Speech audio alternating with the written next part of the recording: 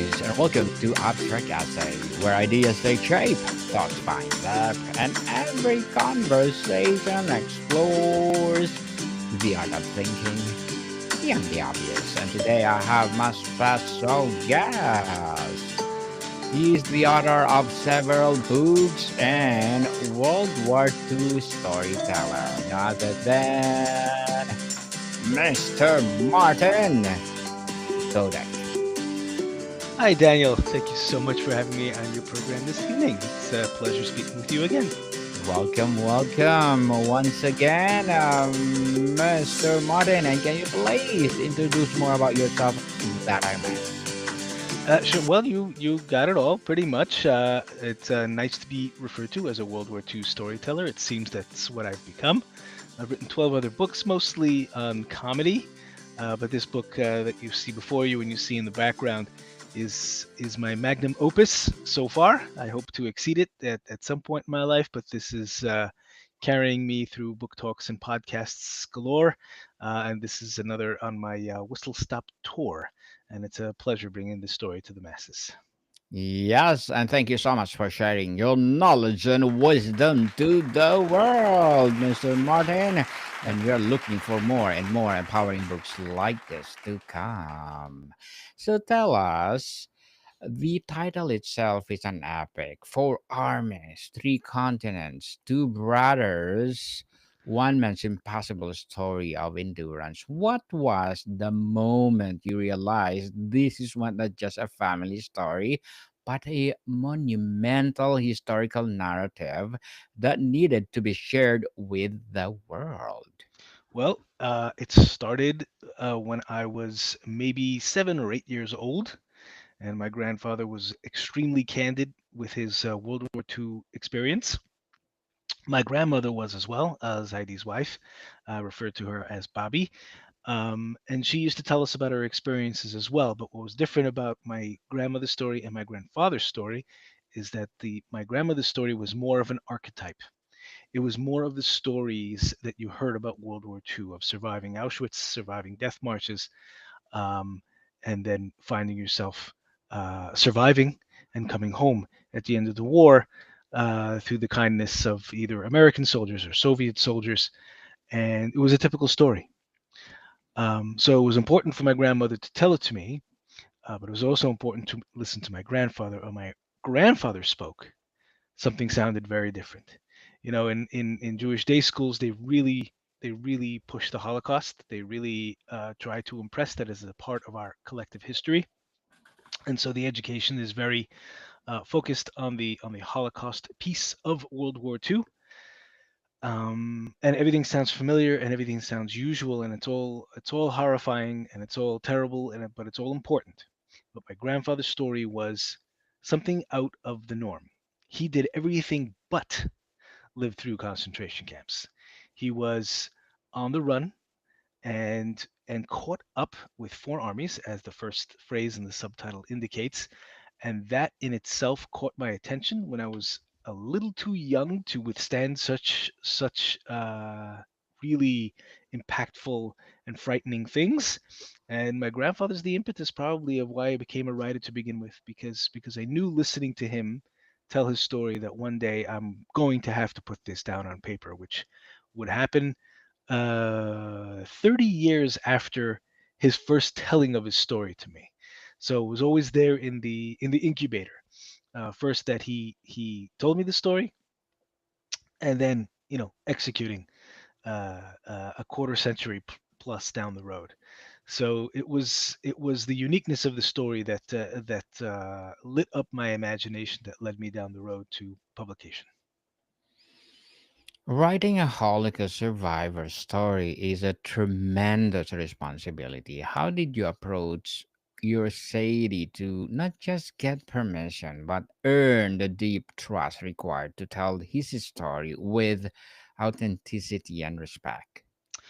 So I always say during my book talks that in order to get a story like this between the covers of a book, you need two pieces of a formula.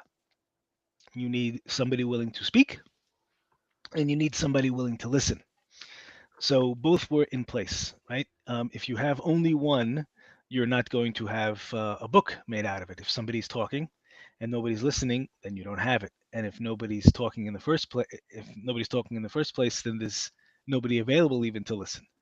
So in this instance, my grandfather spoke, and I received well. I remember that I never interrupted him while he was telling his stories, and we had both sides of the equation working. So I earned his trust by being a good kid and listening to the stories and engaging and drawing out of him the story that I could. So several years down the road, when I was approximately, well, I don't want to date myself, but about 28 years old, we sat down with my grandfather, my mother and I, Zaidi's daughter, and we recorded everything on VHS. So some of you listeners may know what VHS is, some may not, but that's what we did. We recorded a VHS, and we kept listening to what he had to say until he started repeating himself. And once he started repeating himself, we listened. We realized, excuse me, that uh, we must have gotten everything that we could, and now it was up to me to put down the story on paper. I went with a very linear narrative, just straight up from the beginning of the story to the end of the story. I didn't want to do bounce backs and flashbacks. I find that confusing. I don't think I have that talent. It's tough to keep track of what's going on. I'm not Dickens who can you know wrap together layers upon layers inside and make sure everything closes perfectly. Excuse me. So we did it linearly, um, and it took me 19 years from the interview until the publication of the book in October of 2022. And the reason it took so long is because at the time of interviewing my grandfather, I was not a writer just yet. I had not even published my first book, so I've published many since then, but it took some growing in the industry and growing in my craft to finally have the confidence to realize that that now is the time where I need to sit down and translate the conversation. The conversation took place in Yiddish. I speak Yiddish fluently, and it took me 2 years to translate from Yiddish to English, from the VHS tapes into a full transcript, uh, which is featured at the end of the book. And once that was complete, it took another couple of years to put everything down linearly and present to the publisher for publication. So it was a very, very long process. It was 19 years in the making, literally. Um, and it was a long time, 2 decades of work, but it was the right time because I found a good publisher. The publisher was Amsterdam Publishers, led by a remarkable woman named Lisbeth Hink, and she was a good shepherd and a good caretaker. And here we have the book. Only 2 decades to make it, but here it is. And thank you so much for sharing into the world, Mr. Martin. Beyond the historical record, what did you feel was the most urgent human message for your grandfather experience that you need to convey to a modern audience? So my grandfather's message, very plain and simple. For all you readers who have ever seen the Shawshank Redemption, the movie with Morgan Freeman and Tim Robbins, where Morgan Freeman's character Red has a motto that he speaks at the end of the movie, and that is "Get busy living or get busy dying." It's a very sharp quote. It's a very resonant quote, and that really was the life message of my grandfather. And I don't know if he ever said it explicitly, but that was his message throughout. That was always what he was breathing to me, that you must get after it, whatever it is. And in his instance, and in the telling of this story, it was survival. It was get busy with the everyday, get after the extra calories that you need, get after the best choices you could possibly make in a single day to ensure your own continued existence. And then once the war was over, get busy finding yourself some good work. My grandfather showed up at the shores of the United States and went around looking for jobs and found himself jobs and scraped and put things together and eventually was a chef for Mhm. 40 years of his life. and that was his actual career after moving to the United States. And he did that for 40 years, for 40 long years, until he was moved out because of ageism, which is a terrible side story in and of itself. But that was his message: get busy living, or get busy dying. Get after it and stay after it, and you'll accomplish. Get busy, for sure. Immersing oneself in stories of trauma is emotionally taxing. How did you manage your own emotional well being while spending years dwelling in such dark chapter of history? Well, I will tell you, there was a period there where I was pretty down when I was putting the book together. There were the chapters about Auschwitz. Now, I did mention at the beginning that my grandfather went around Auschwitz completely. That wasn't part of his experience, but it absolutely was the experience of his family. While he was caught up with the Soviet military, excuse me, I need a little drink. While he was caught up with the Soviet military and serving the soldiers there, his family was rounded up, and I had to chronicle what happened to them when they arrived at Auschwitz. So my grandfather always said that 18 family members were sent to Auschwitz in a single day. Two survived that first day. One died a short while later, and only his brother came back alive. So he says of the 18 family members that left that day, only one ultimately survived, who he would reunite with at the end of the war. And when I was chronicling all this, and I had to explain what this demonic figure named Dr. Joseph Mengele was, I really was not in a good place. And my wife even noticed it. And she gave me the space to write this out and to simmer in it and to experience it. But I can tell you that once that was over, I was relieved to not have to experience that again. I read passages of the book during my book talks, but I leave out these chapters. They're actually difficult for me to read through. I really did my best at narrating it, at giving it its truth and its authenticity, and because I think I portrayed the scene accurately of arriving in Auschwitz and not surviving. I think it had a very profound impact on me that makes it actually difficult to revisit. So on the one hand, I did a good job. On the other hand, I think I did too good of a job. I can barely look at it. So that was the most intense emotional experience for me in putting this book together. Was there a particular detail, scenes, or revelation in your research that was almost too painful to write? Or how did you navigate putting it on the page? So the difficult parts were that I had to chronicle was there was a cannibalism piece. He was caught in a Soviet camp, as I mentioned, serving the soldiers. He did that for 3.5 years, from 1941 to 1945. And there was a period where the supply lines were cut off to this camp because Germany had invaded Russia, and they did successfully cut off the supply lines to Moscow. And this camp that my grandfather found himself in was part of this very gigantic complex of regional locations and military installations. And this became something that was on offer because there was nothing else available. And I had to chronicle it. I had to write about it because it was the truth. And I recorded the truth for the readership, and it had to be genuine.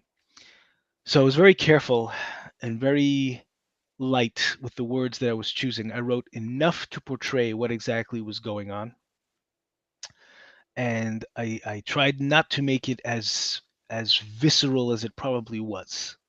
I tried not to assault the reader with the facts of the situation, but I did try to relay what was going on, and I was very careful with the words that I was choosing. I needed to be rough but gentle. tough but kind in explaining the situation. When I do talks, I always ask the presenters: Is this piece of the narrative, is this piece of the story on the table or off the table?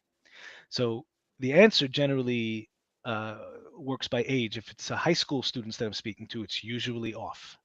If it's a senior crowd that I'm talking to, they'll put it on there because they can take it. And when it came to writing the book, I had to be careful, as I mentioned. So this was um, the most careful and sorrowful that I had to be. Um, I will do a little bit of a spoiler alert. My grandfather managed not to engage in cannibalism, but it was close.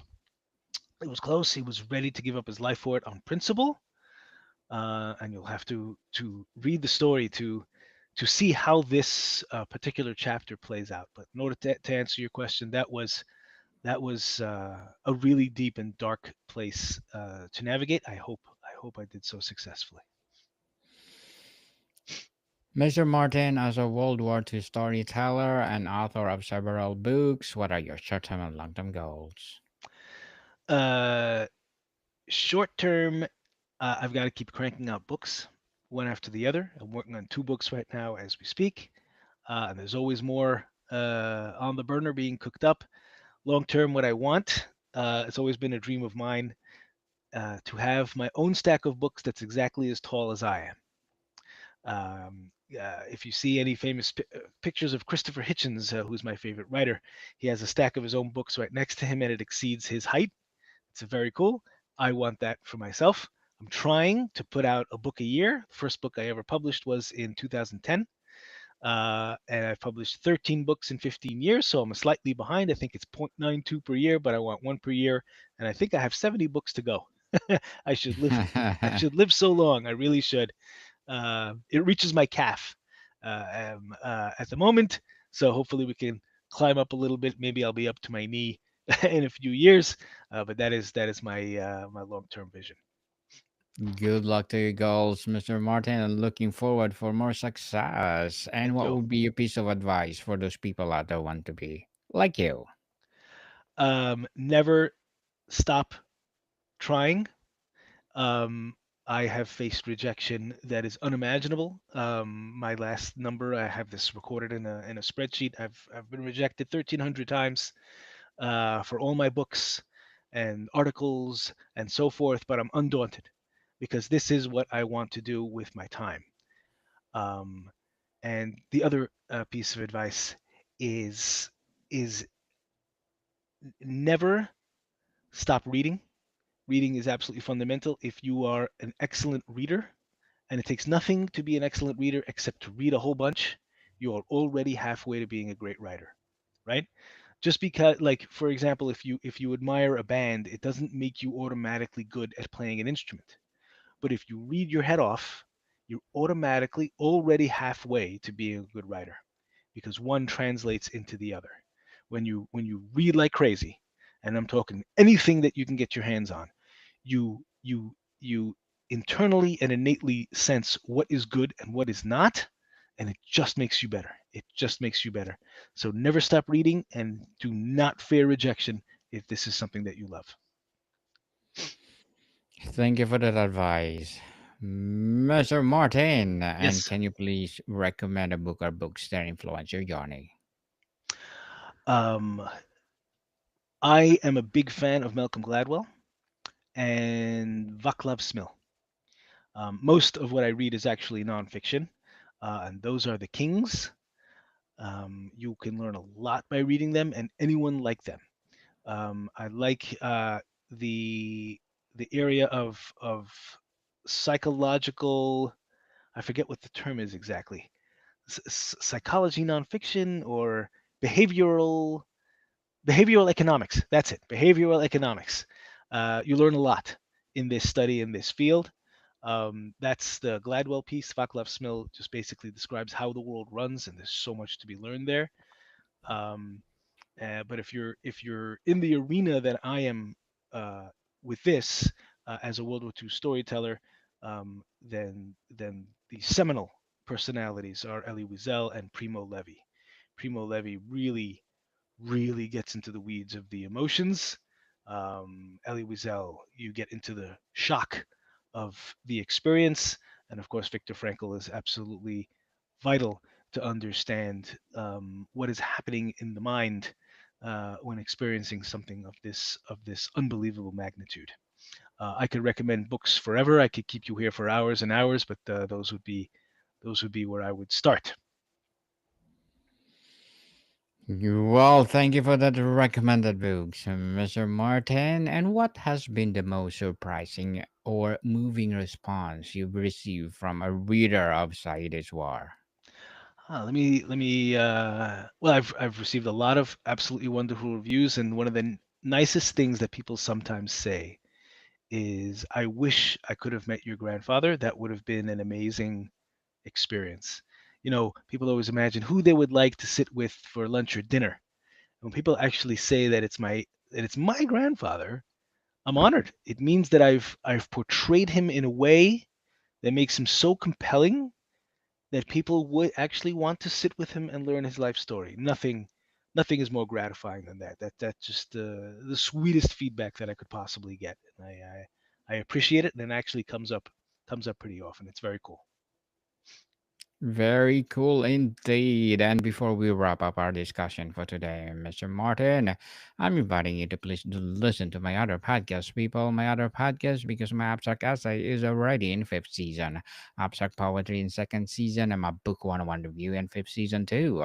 Comedy 101 in second season, and my food 101 in fifth season as well. Geography 101 in fourth season, and my baby podcast, Law 101 and Mental Health 101. Love Letters in the third season, and Movie 101 Review and Music 101 in fourth season, and Science 101 and Sex 101 in each first season. Please listen to them wherever you listen your podcast.